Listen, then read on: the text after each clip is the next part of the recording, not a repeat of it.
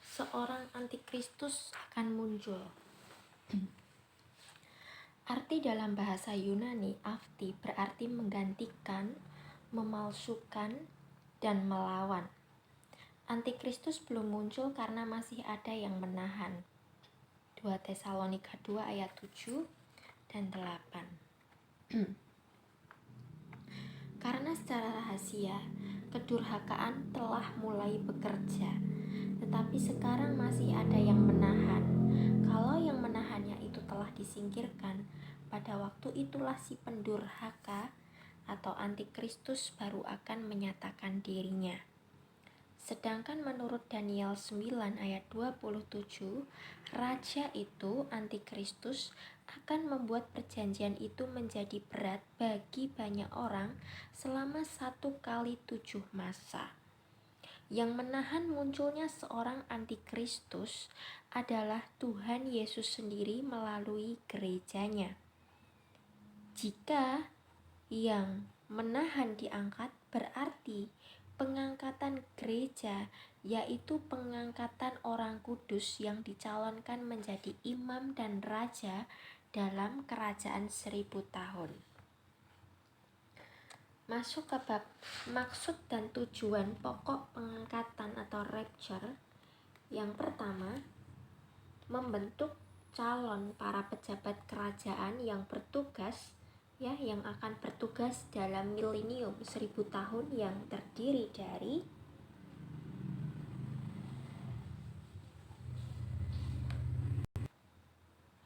yang pertama para imam dan raja, Wahyu 20 ayat 6, yaitu mereka yang terangkat pada sebelum awal 7 tahun.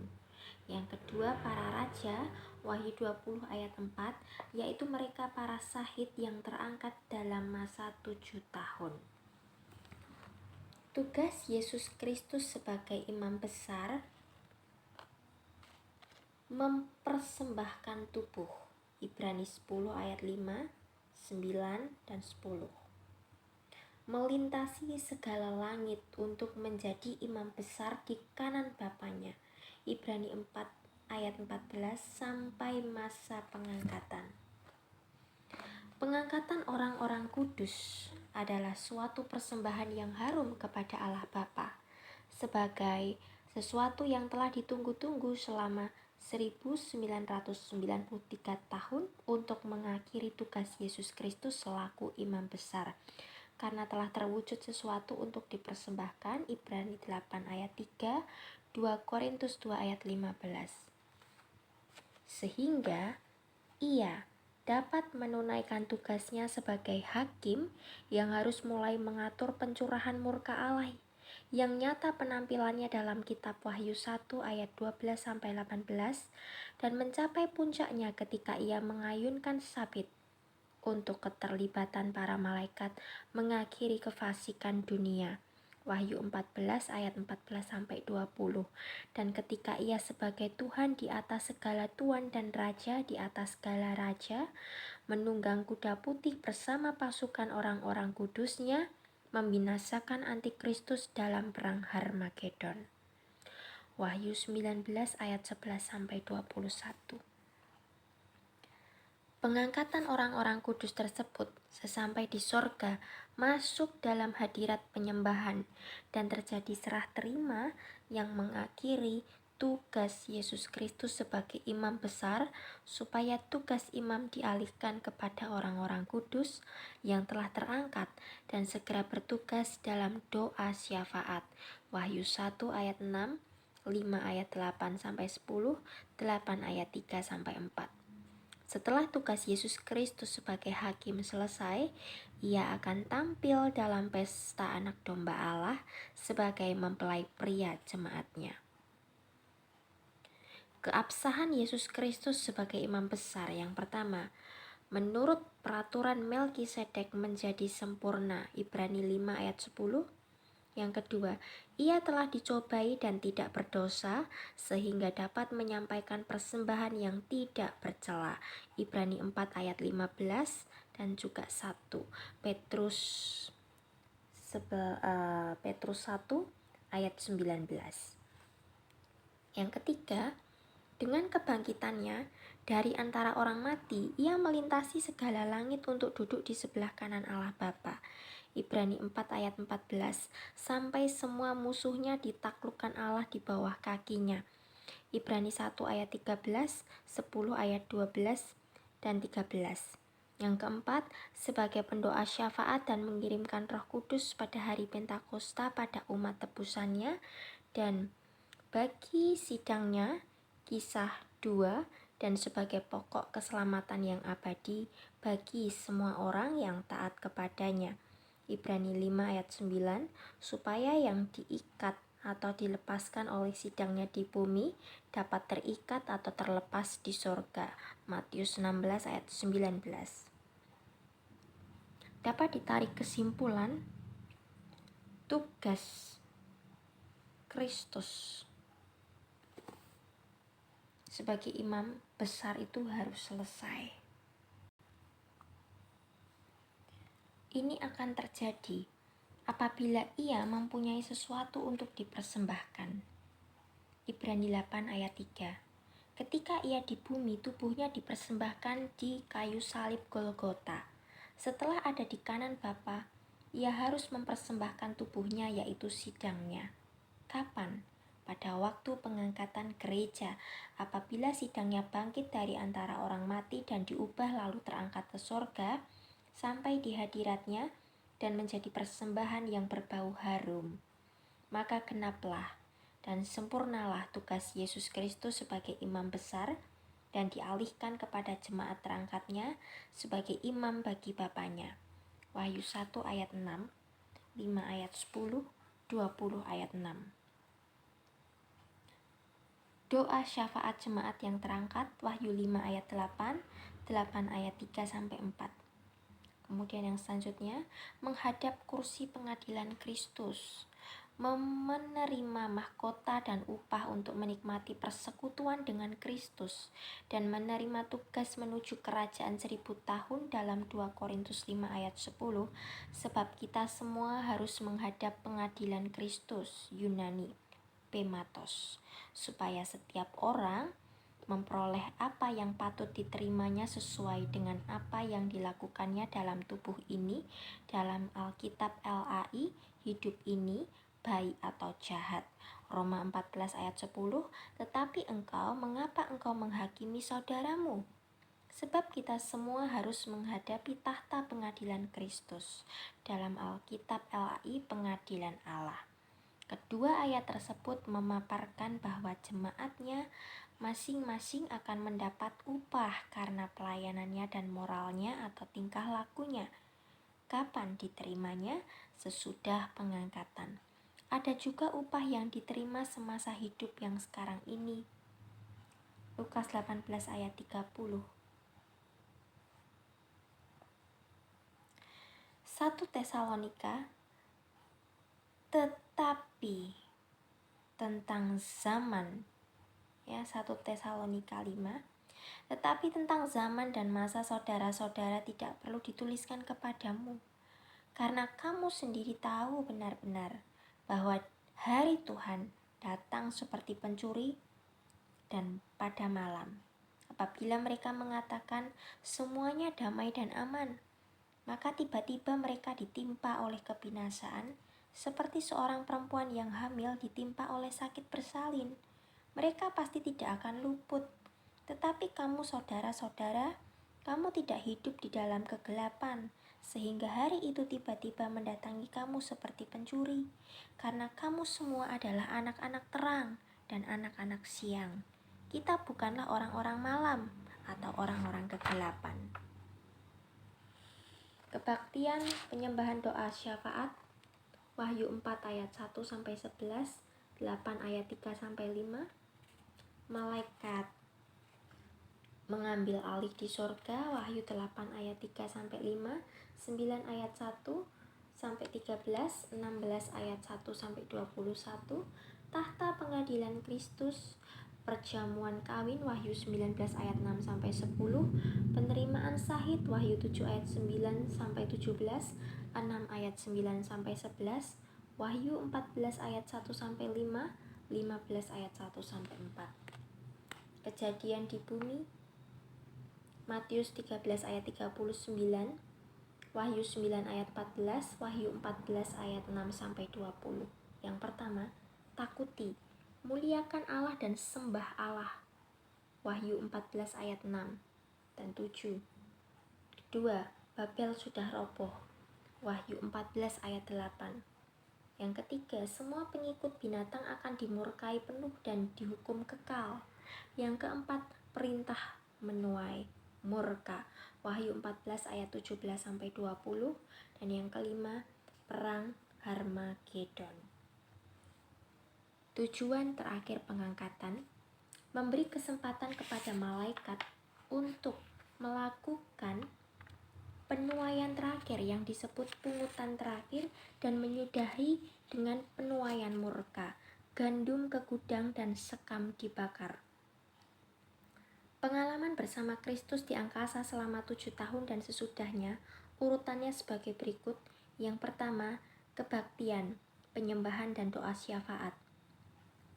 Wahyu 4 ayat 8-11. Yang kedua, serah terima jabatan imam besar. Wahyu 1 ayat 6, Ibrani 12 ayat 23. Yang ketiga, tahta pengadilan Kristus. 1 Korintus 5 ayat 10, 1 Korintus 3 ayat 4-5. Yang keempat, pentahbisan raja dan pejabat kerajaan. Daniel 7 ayat 18, 22, 27. Yang kelima, perjamuan kawin anak domba Allah. Wahyu 19 ayat 7. Yang keenam, penerimaan para syahid. Wahyu 7 ayat 9-17. Yang ketujuh, pujian dan penyembahan atau sorak kemenangan. Wahyu 12 ayat 10-12. Yang kedelapan, perang Harmagedon. Wahyu 19 ayat 11-21. Yang kesembilan, pengadilan bangsa-bangsa. Matius 25 ayat 31-46. Yang ke-10, kerajaan 1000 tahun. Wahyu 20 ayat 1-6.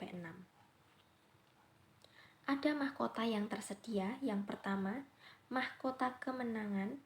1 Korintus 9 ayat 25-27 untuk para pemenang. Yang kedua, mahkota kehidupan. Wahyu 2 ayat 10 untuk para syahid. Yang ketiga, mahkota kemuliaan. 1 Petrus 5 ayat 2-4 untuk para gembala dan penatua. Mahkota kebenaran. 2 Timotius 4 ayat 8 untuk menantikan kedatangan Tuhan dengan rindu.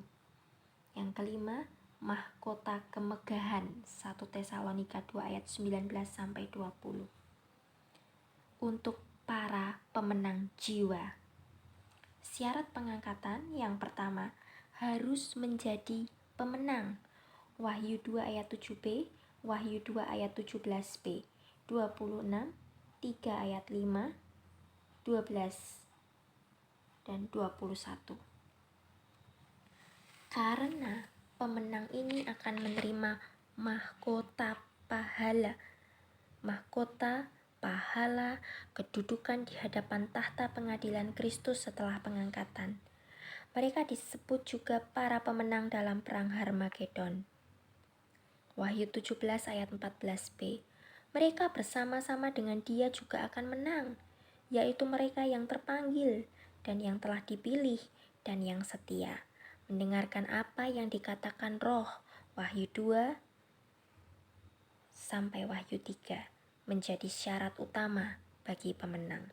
Sesuai dengan firman yang disampaikan secara khusus kepada setiap jemaat, sehingga firman tersebut dari Logos, firman yang tertulis, menjadi Rema, firman yang sudah kita mengerti, sudah diterapkan menjadi bagian dari kehidupan dan ucapan. Bersedia bertobat dan menerima pemulihan. Wahyu 2 ayat 5, 16, Wahyu 3 ayat 3, dan juga 19. Jangan seperti jemaat Tiatira yang enggan bertobat. Wahyu 2 ayat 21, sehingga tidak terangkat dan masuk dalam masa kesukaran besar. Wahyu 2 ayat 22. Yang kedua, harus bertumbuh dalam iman, pengharapan, dan kasih. Semua yang kita miliki dapat lenyap kecuali yang berdasarkan dan yang dikembangkan dalam iman, pengharapan dan kasih. 1 Korintus 13 ayat 13. Ketiga unsur tersebut dikembangkan berdasarkan Kristus, sehingga harus diuji ketulusannya dengan ujian Tuhan yang diumpamakan dengan emas, perak, batu, kayu, jerami yang diuji dengan api. 1 Korintus 3 ayat 10-17. Harus tahan uji lebih daripada emas murni yang diuji kemurniannya dengan api. 1 Petrus 1 ayat 6 dan juga 7. Sehingga kamu memperoleh puji-pujian dan kemuliaan dan kehormatan pada hari Yesus Kristus menyatakan dirinya. Yang ketiga, berjaga dan berdoa. Lukas 21 ayat 36. Berjaga-jagalah senantiasa sambil berdoa, supaya kamu beroleh kekuatan untuk luput dari semua yang akan terjadi itu, dan supaya kamu tahan berdiri di hadapan Anak Manusia. Berjaga-jaga terhadap yang pertama, ajaran tidak lengkap dan tidak terpadu, ajaran yang dicampurkan, dan ajaran palsu. Yang kedua, tipu daya dunia dan kekayaannya, pesta pora dan kemabukan dan kepentingan-kepentingan duniawi. Lukas 21 ayat 34. Kekhawatiran dunia ini dan tipu daya kekayaannya. Matius 13 ayat 22, 1 Yohanes 2 ayat 15. Keinginan menjadi kaya yang membinasakan. 1 Timotius 6 ayat 9-10.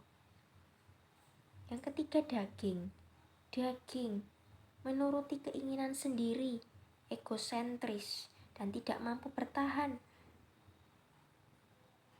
Dalam Matius 13 ayat 20-21-21.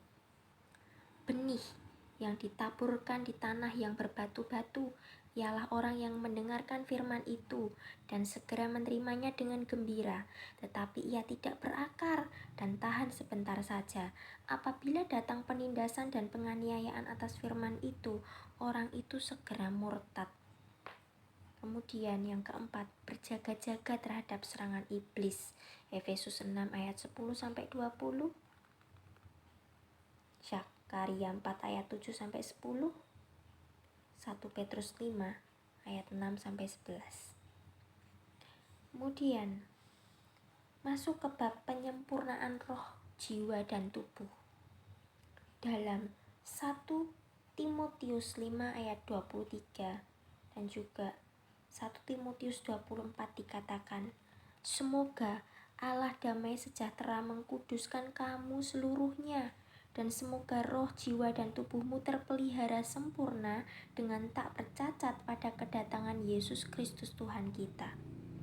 Ia yang memanggil kamu adalah setia, ia juga akan menggenapinya. Penyempurnaan tersebut tercapai apabila kehidupan kita dipimpin oleh Roh Kudus. Henokh dikatakan berjalan dengan Allah. Elia penuh dengan Roh Kudus maka diangkat. Yang selanjutnya, hidup berjemaat. Ibrani 10 ayat 25. Janganlah kita menjauhkan diri dari pertemuan-pertemuan ibadah kita seperti dibiasakan oleh beberapa orang. Tetapi marilah kita saling menasehati dan semakin giat melakukannya menjelang hari Tuhan yang mendekat. Kini sudah diambang pintu. Visi gereja yang terangkat sama dengan visi jemaat Philadelphia. Wahyu 3 ayat 7-13.